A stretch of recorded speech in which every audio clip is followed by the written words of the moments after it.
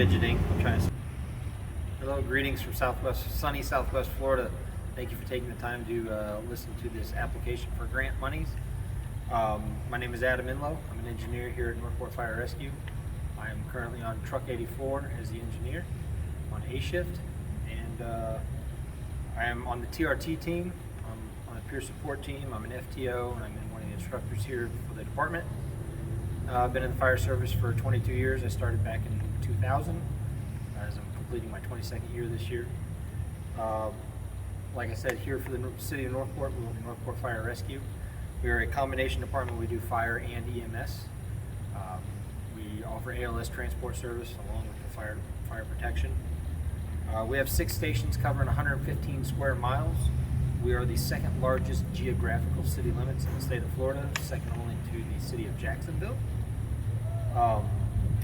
We are an ISO Class 1 fire department. We protect a population of 85,000 people. When I started, we were 2 stations, and we are now 6. We're getting ready to add 2 more stations in the next 24 months, which will give us a total of 8. Growth over the last 20 years, like I said, we started with 2 stations, currently at 6, moving to 8 in the next 24 months. When I started, it was 12 people on shift. Now we are 40 plus on shift each day. And again, the population from 20 years ago was 28,000, and now we're at that 85,000 mark. We're the 3rd fastest growing community in the United States. So with that comes some growth pains. Part of those growth pains are growth of response criteria. And that's the reason for this video today, is we're trying to apply for some funding to establish the next level of response for us. The equipment need that we're going to be asking for this grant to cover is for our drone program. We're looking to expand and put some drones into service for us. We're looking to add 2 of them, 1 on each end of the city. What that'll do is that'll support our mission statement, which is to provide exceptional customer service in a safe, compassionate manner. And when we look at the exceptional word, we're called to exceptional level customer service. What that will do for us is the drones will allow us will give us faster identification of boundaries and spot overs on brush fires. That would be probably our biggest use for it. We have a lot of outside brush fires here, and that will allow us to get an aerial view of the size, the fuel type, and the area of the fire. We'll also use it for search and rescue with forward-looking infrared. Will allow us to search some areas that we can't maybe get vehicles to. Flooding surveillance as well. We have some areas in the city that flood when we have a lot of rain or hurricanes that roll through. This will allow us to not have to send either boats or deep water response vehicles in. We'll be able to fly over with a drone and get an idea of who may be surrounded by water in the homes. It will allow us to do air monitoring on hazmat calls. It'll allow us to fly over scenes through a hot zone and determine what the air quality is. And then exposure monitoring and size up.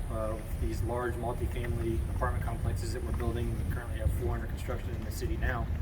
It'll allow us to be able to get a continual 360 on the building.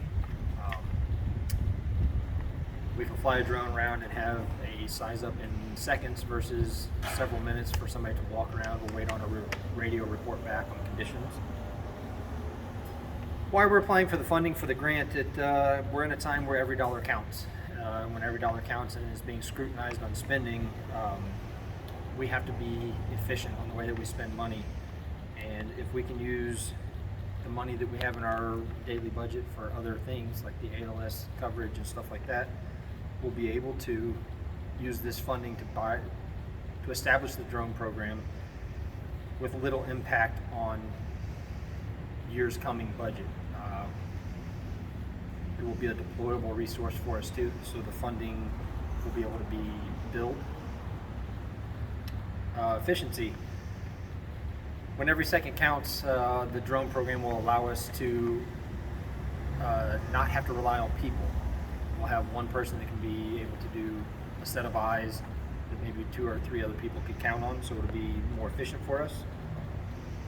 The funding will reduce time and staffing needs. If If we don't need 2 people to monitor flooding, we can send 1 person with a drone and be able to get the footage. The large initial upstart will be covered by the grant, while we've done a good job to maintain our budgeting and project over the next 3 years. Will allow us to hold the continued training and upkeep already budgeted for. Overall, it'll make us safer, faster, and more efficient with less waste. So thank you for your time and listening for this application for funding for grant.